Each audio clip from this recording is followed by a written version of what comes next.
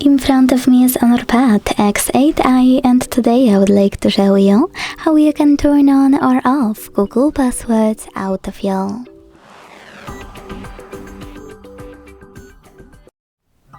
Begin by opening Settings and scrolling all the way down to tap on Google. Then choose All Services and scroll again to tap on Autofill with Google here. Choose this switcher next to Use Autofill with Google, and if it's grey, that means that Autofill is off.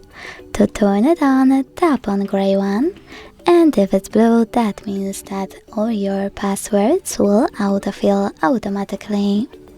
Thanks so much for watching. If you enjoyed this video, leave a like, comment and subscribe. Bye!